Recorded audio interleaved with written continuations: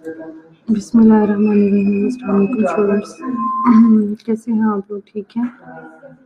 आवाज़ आ रही है सबको?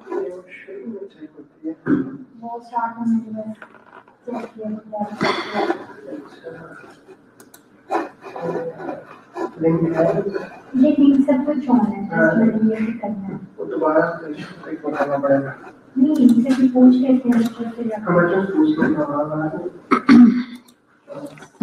जी स्टूडेंट्स, आज जो है हम टॉपिक डिस्कस करने जा रहे हैं, उसका प्रोटीन एनर्जी मैल न्यूट्रिशन है। ठीक है, मैं ठीक हूँ, शुक्र अल्लाह का। आप लोग ठीक हैं सब?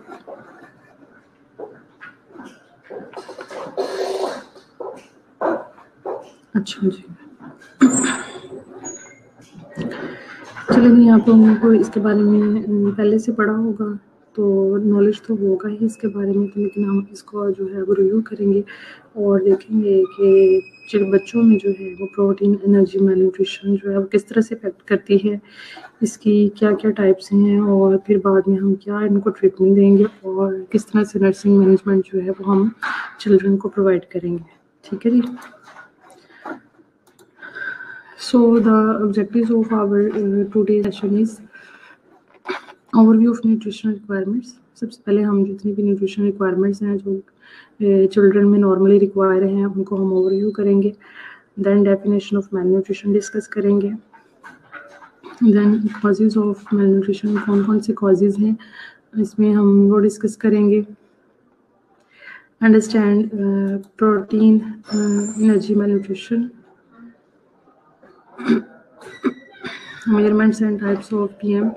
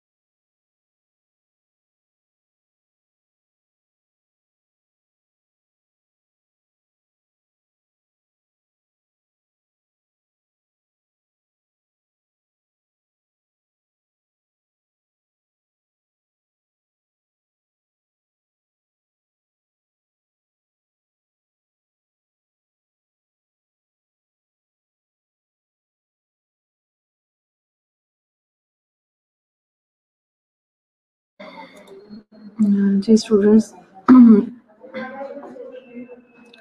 चलिए हम डिस्कस कर रहे हैं causes of malnutrition, understand protein energy malnutrition, ठीक है, और साथ में measurement and types of protein energy malnutrition हम देखेंगे। इसके अलावा उसकी मेडिकल और nursing management of a child with protein energy malnutrition, ठीक है जी।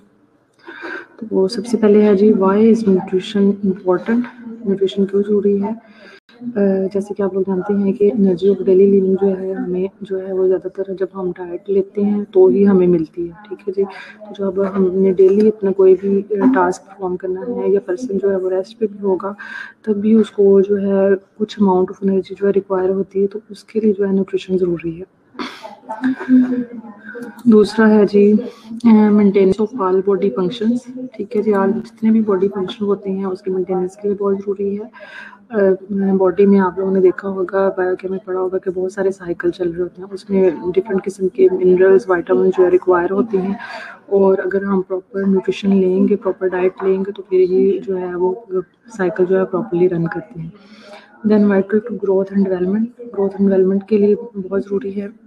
इसके अलावा इसके थेराप्यूटिक बेनिफिट्स हैं जिसमें है जी हीलिंग, एक तो वुंड हीलिंग में जो बहुत ज़्यादा इफेक्टिव होती है, और दूसरा है जी प्रिवेंशन। बहुत सारी डिजीजेस होती होंगी, उनकी प्रिवेंशन के लिए जो न्यूट्रिशन है वो बहुत इम्पोर्टेंट है, क्योंकि न्यूट्रिशन अगर हमारी अच्छी होगी, डाइट अच्छी होगी तो हमारी इम्यूनिटी स्ट्रॉन्ग होती है।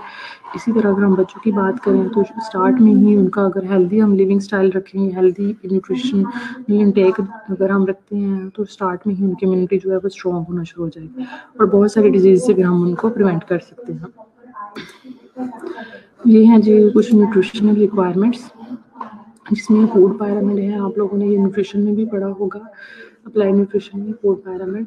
इसमें हम देखते हैं कि फर्स्ट ग्रुप है जी meat, poultry, fish, dry beans, eggs and nuts वगैरह का, ठीक है जी। तो उसमें हम देखते हैं कि जो सर्विंग्स रिक्वायर हैं वो 3 सर्विंग जो है वो पर डे रिक्वायर है।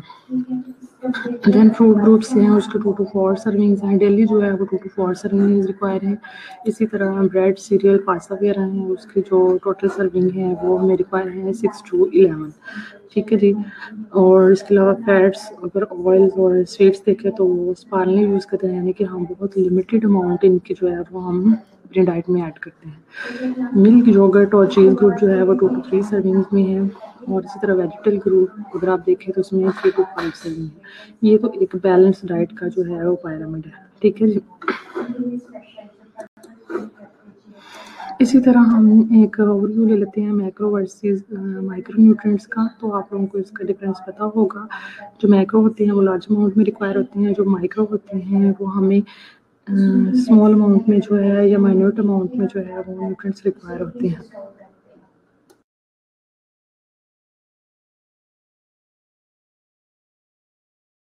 स्टूडेंट्स, तो मैक्रो में जो है प्रोटीन, एनर्जी और फैट आ जाते हैं। प्रोटीन जो है वो अमीनो एसिड्स उसमें हमें मिलते हैं, अमीनो एसिड्स से मिलकर बनती है। एनर्जी जो है वो उसमें कार्ब्स वगैरह आ जाते हैं, और फैट में फैटी एसिड्स वगैरह होते हैं, ठीक है जी। माइक्रो न्यूट्रिएंट्स में विटामिन्स वगैरह आ जाते हैं जो कि वाटर सोल्यूबल होंगे, और साथ में फैट सोल्यूबल विटामिन्स आ जाते हैं।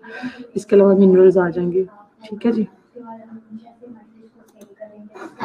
मैक्रोन्यूट्रिएंट्स अगर आप देखें उसमें कार्बोहाइड्रेट्स हैं जो कि मेन सोर्स ऑफ एनर्जी हैं और नेसेसरी होते हैं फॉर ऑल बॉडी फंक्शन, ठीक है। तो कार्ब जो है वो मेन एनर्जी सोर्स हैं, और हमें जो है ना फर्स्ट लाइन पे रिक्वायर है। इसके अलावा अगर आप देखिए प्रोटीन, तो नेसेसरी फॉर स्ट्रक्चरल डेवलपमेंट, जिसमें मसल एंड बोन वगैरह आ जाते हैं, ठीक है जी। बच्चे जो होते हैं क्योंकि जब ग्रोथ और पीरियड में होते हैं तो उसमें जो है बहुत ज़्यादा प्रोटीन जो है वो एक स्पेशल अमाउंट में रिक्वायर होती है, ताकि उनकी ग्रोथ जो है वो प्रॉपरली ग्रो करे। इसके बाद आ जाते हैं फैट जो है वो नेसेसरी है for cell membrane and skin cell development, ठीक है जी। सेल मेम्ब्रेन और उसके फंक्शन में आपने सेल मेम्ब्रेन का जो है वो स्ट्रक्चर पढ़ा होगा, तो उसमें जो है वो फैट रिक्वायर होती है, और इसके अलावा जितने भी स्किन सेल हैं उसके डेवलपमेंट में भी फैट रिक्वायर होती है।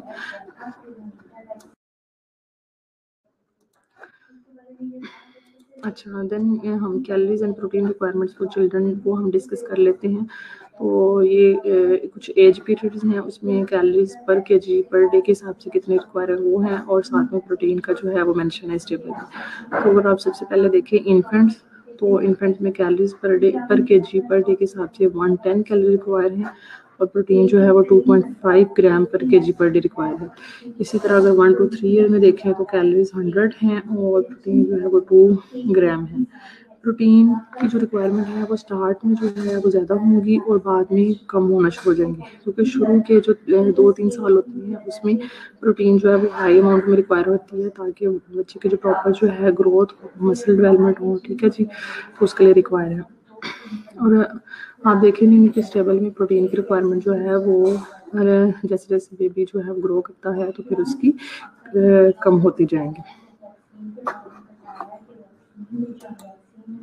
अच्छा, ये है जी water requirements of children at different ages में किस तरह की वाटर रिक्वायरमेंट चाहिए, कितना मिलीलीटर जो है वाटर रिक्वायर है। अगर आप देखें इन्फेंट्स 0 to 6 मंथ के इन्फेंट्स हैं,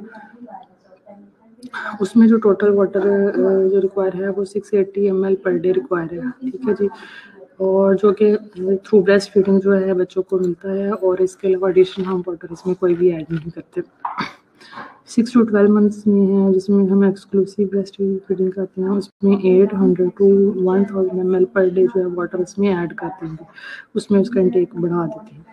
फिर इसी तरह 1 to 2 ईयर्स में, 2 to 3, 4 to 8 ईयर्स में इसी तरह जो है वाटर इंटेक जो है वो इंक्रीज होगा।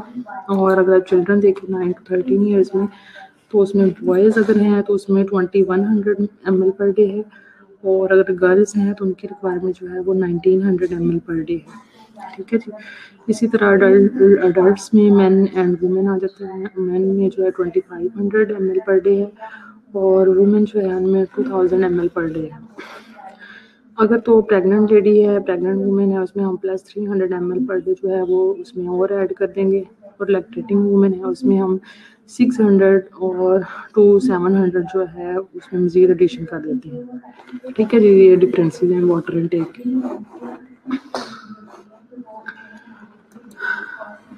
मेल न्यूट्रिशन, अब हम देखते हैं कि what is mail nutrition, also called protein energy malnutrition, ठीक है जी। Results from inadequate intake of proteins and calories or problems with digestion and malabsorption of the proteins, ठीक है जी। तो आप इसमें देख सकते हैं कि एक तो इसमें प्रोटीन का इंटेक जो है वो अनएडिक्वेट होता है, दूसरी तरफ जो है वो जितनी कैलोरी रिक्वायरमेंट होती हैं उनमें भी प्रॉब्लम आती है, ठीक है जी। वो भी उसका भी इंटेक जो है वो अनएडिक्वेट होगा, और वो जो है वो प्रॉब्लम हो सकते हैं डाइजेशन की वजह से भी, या फिर प्रोटीन की मेल अब्जॉर्प्शन जो है उसकी वजह से भी प्रॉब्लम आ सकता है, ठीक है जी। मेल न्यूट्रिशन अगर आप देखें तो कंट्रीब्यूट करती है to over 50% of the deaths in children in the world, ठीक है जी। 50% डेथ का जो मेन कॉज है वो है जी मेल न्यूट्रिशन। बीएमआई अगर हम देखें, नॉर्मल बीएमआई आप लोगों को पता है कि 18.5 to 24.5 है, ठीक है जी। अगर इससे बिलो होगा तो अंडर न्यूट्रिशन होगी, और अगर इससे अबव होगा तो ओवर न्यूट्रिशन होगी। लेकिन मेल न्यूट्रिशन में हमेशा जो है अनएडिक्वेट आएगा, अंडर न्यूट्रिशन में जो होते हैं ज़्यादातर बेबी जो होते हैं वो होते हैं। इसकी 2 मेन फॉर्म्स हैं, मेरास्मस और क्वाशॉर्क। अच्छा जी, कॉजेज ऑफ मेल न्यूट्रिशन अगर हम देखें तो child mail nutrition, death and disability अगर आप देखें तो अनएडिक्वेट डाइट होगी तो वो डिजीज़ को लीड करती है, ठीक है जी। 3 मेन कॉजेज हैं। सबसे पहले है जी अनसफिशिएंट एक्सेस टू फूड। एक तो फूड का जो एक्सेस है वो अनसफिशिएंट है, प्रॉपर्ली फूड जो है वो किसी एरिया में जो है वो अवेलेबल ही नहीं है, ठीक है। जो अनसफिशिएंट है वहाँ पे प्रॉपर फूड की सप्लाई ही नहीं है, और वो जो है लोग जो है वहाँ के वो उसको जो है बाय नहीं कर सकते, या उनके रिसोर्सेज इतनी कम है, इकोनॉमिकल लेवल कम है कि वो उसको जो है वो एडिक्वेट फूड को जो बाय ही नहीं कर सकते। दूसरा है जी पुअर वाटर या सैनिटेशन और अनएडिक्वेट हेल्थ सर्विसेज, ठीक है जी। पुअर वाटर और सैनिटेशन जो होती है और अनएडिक्वेट हेल्थ सर्विसेज होती है। इसके अलावा तीसरा है जी अनएडिक्वेट मैटरनल एंड चाइल्ड केयर, ठीक है जी। तो वो भी अगर प्रॉपर नहीं होगी, मैटरनल केयर प्रॉपर नहीं होगी या चाइल्ड केयर प्रॉपर नहीं होगी, तो वो भी लीड करती है मेल न्यूट्रिशन को। Causes of primary malnutrition अगर हम डिस्कस करें तो malnutrition rarely exist in isolation and many other factors contribute to its detrimental impact. ठीक है जी, अब अगर हम देखें कि मेल न्यूट्रिशन का कोई सिर्फ एक कॉज नहीं होगा, इसके बहुत सारे फैक्टर्स हैं जो कि इसको अफेक्ट करेंगे। सबसे पहला फैक्टर है जी फेलियर ऑफ लैक्टेशन। ठीक है जी, लैक्टेशन जो है वो प्रॉपर नहीं हो रही। ठीक है जी, मिल्क प्रॉपर जो है प्रोड्यूस नहीं हो रहा, ब्रेस्ट मिल्क जो है प्रॉपर जो है बच्चों को नहीं दिया जा रहा, ब्रेस्ट फीडिंग नहीं दी जा रही, तो वो भी लीड करती है मेल न्यूट्रिशन को। बच्चों में जो है वो प्रॉपर जो प्राइमरी जो न्यूट्रिएंट्स होते हैं जो रिक्वायर होते हैं वो उनको मिल नहीं रहे होते। ठीक है जी, दूसरा है जी इग्नोरेंस ऑफ मीनिंग। अब मीनिंग को जो है आप शायद आप लोगों को पता हो कि इसमें हम क्या करते हैं कि एक्सक्लूसिव ब्रेस्ट फीडिंग कराते हैं। इसमें हम जो है ना बच्चे की डाइट में दूसरी चीज़ें भी जो है सॉलिड फूड जो है उसमें ऐड करते जाते हैं। अगर एक बच्चा जो है वो 6 मंथ तक जो है ब्रेस्ट फीडिंग पे है, उसके बाद हम दूसरी डाइट जो है उसमें ऐड करते हैं साथ साथ ग्रेजुअली, तो वो जो है उसकी जो है न्यूट्रिशन रिक्वायरमेंट है वो प्रॉपरली मीट आउट होती हैं। लेकिन अगर वो एक बच्चा है 2 साल तक ब्रेस्ट फीडिंग पे रहेगा और वीनिंग उसकी स्टार्ट नहीं करेंगे तो वो भी मेल न्यूट्रिशन को लीड करेगा। देन है जी पॉवर्टी। ठीक है जी, इकोनॉमिकली जो है वो इतने स्ट्रॉन्ग नहीं है, इकोनॉमिकली उसमें चैलेंजेस आ रही हैं। प्रॉपरली जो है बच्चों को जो है मिल्क जो है प्रोवाइड नहीं है। अगर वो मदर जो है प्रॉपर डाइट नहीं ले रही तो बच्चों को जो है वो भी प्रॉपर न्यूट्रिशन नहीं मिलेगी। ठीक है जी, वो भी इफेक्ट करती है। इसके अलावा कल्चरल पैटर्न, कुछ कल्चर हैं वो भी इफेक्ट करते हैं। Lack of immunization and primary care. अगर प्रॉपरली इम्यूनाइजेशन नहीं किया गया, इम्यूनाइजेशन नहीं की गई और प्राइमरी केयर नहीं प्रोवाइड की गई तो वो भी प्राइमरी मेल न्यूट्रिशन को लीड करेगी। इसके अलावा है जी लैक ऑफ फैमिली प्लानिंग, यानी कि अगर एक बच्चे को जो प्रॉपरली ब्रेस्ट फीडिंग रिक्वायर थी, एक बच्चे को जो केयर रिक्वायर है 2 साल तक, और अगर उसे 1 साल के बाद एक नया बच्चा अगर किसी फैमिली में आ जाता है तो पहले बच्चे की जो केयर है वो निगलेक्ट होती है, तो उसकी वजह से भी मेल न्यूट्रिशन जो है वो कॉज करेगी। अच्छा जी, सेकेंडरी मेल न्यूट्रिशन जो है उसके क्या कॉजेज हो सकते हैं? तो सबसे पहले है जी इन्फेक्शंस। ठीक है, इन्फेक्शन हो सकते हैं ऐसे बच्चों को, इन्फेक्शन जो हैं होते हैं तो वो भी सेकेंडरी मेल न्यूट्रिशन को लीड करेंगे। ठीक है जी, इन्फेक्शन में क्या होता है, एनोरेक्सिया होता है। ठीक है जी, और जो है उसकी हंगर पे जो है कुछ डिजीजेज इफेक्ट करेंगी, तो बच्चों को जो है वो भूख नहीं लगती। ठीक है, तो इस तरह जो है वो फिर उनको कुछ भी खाने को दिल नहीं कर रहा होता, तो उसकी जो है वो मेल न्यूट्रिशन को लीड करेगी।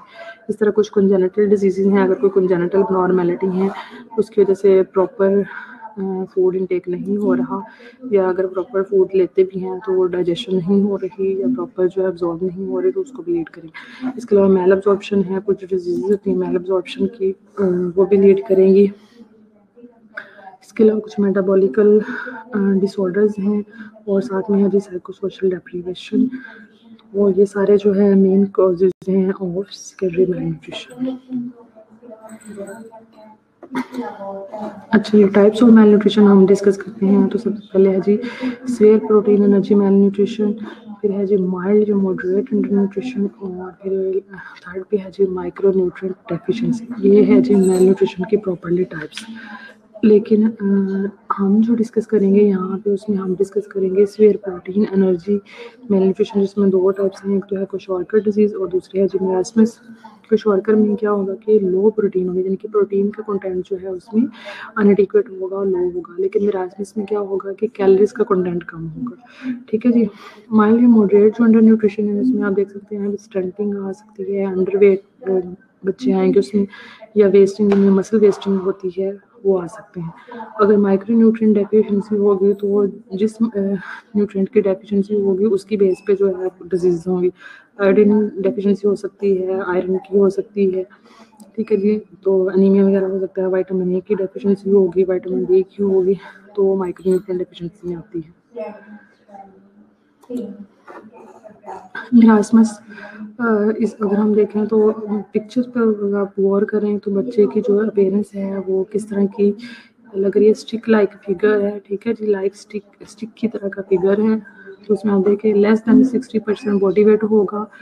डाइट लैक्स कार्बोहाइड्रेट यानी कि लो कैलोरी इसमें होती हैं। और लॉस ऑफ मसल मैस होगा, मसल जो है बिल्कुल नहीं होंगे, मसल मैस होंगे, स्टिक लाइक फिगर होता है। इसके अलावा head appears too large, stick figure है। मल्टीपल विटामिन डेफिशिएंसीज में आ सकती हैं साथ में। इसके अलावा इम्यून डेफिशिएंसीज में होगी, स्पेशली टी सेल इम्यूनिटी जो है वो इसमें होती है, वो उसकी डेफिशिएंसी होगी और इवेंचुअली स्टार्ट टू डेथ। और ऐसे बच्चे जो हैं वो अर्ली जो है वो डेथ का जो है वो कॉजेज बनते हैं। ठीक है जी, ये है जी चाइल्ड विद मेरास्मस। आप देख सकते हैं स्टिक लाइक फिगर है, लार्ज हेड है और मसल बिल्कुल है ही नहीं, बिल्कुल स्टिक तरह की जो है अपर एक्सट्रीमिटीज हैं और लोअर एक्सट्रीमिटीज हैं इस तरह से।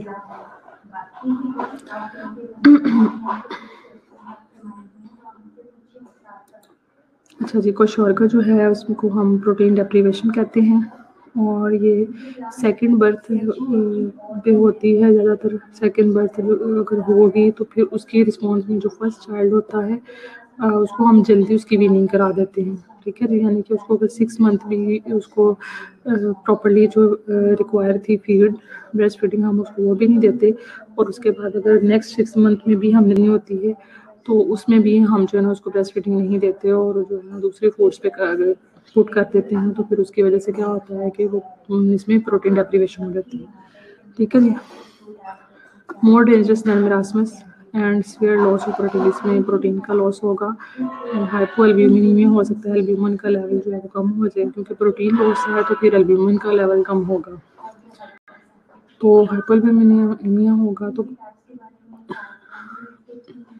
वो कॉज करेगा generalized edema which causes loss of weight. ठीक है जी, जनरलाइज्ड एडीमा हो जाएगा और साथ में subcutaneous fat and muscles are spared.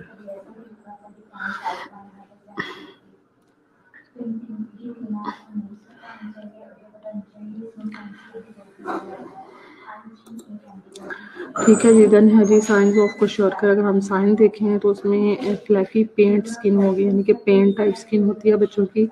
Alternating zones of hypo and hyper pigmentation, तो हाइपो या हाइपर पिगमेंटेशन के जोन्स हो सकते हैं। नेक्स्ट पिक्चर में जो है आपको इसमें क्लियर हो जाएगा। इसके अलावा हेयर लॉस होता है और कलर चेंज होगा।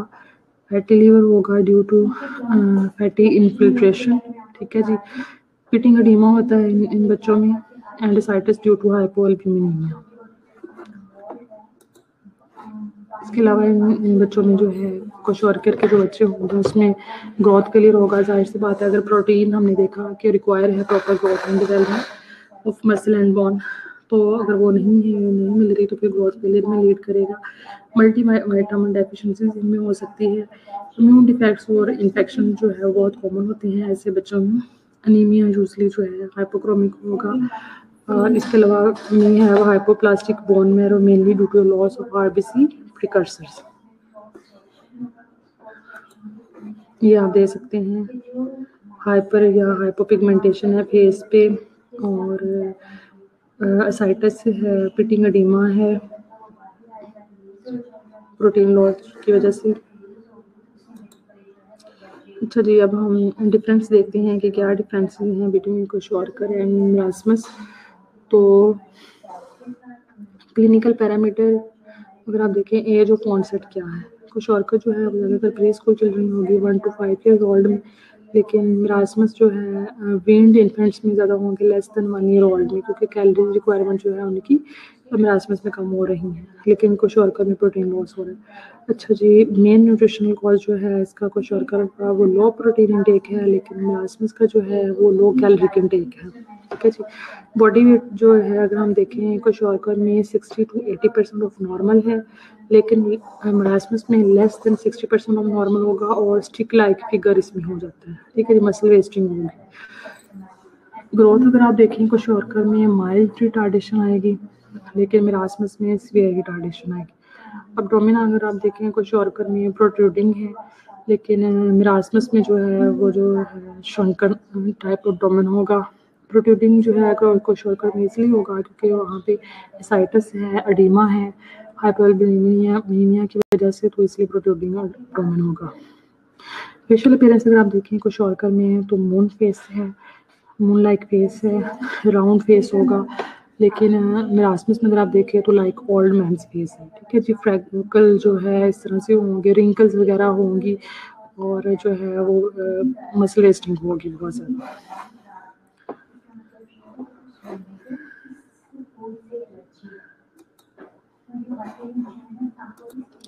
अच्छा जी, इन्वेस्टिगेशंस वगैरह हम क्या कराएंगे?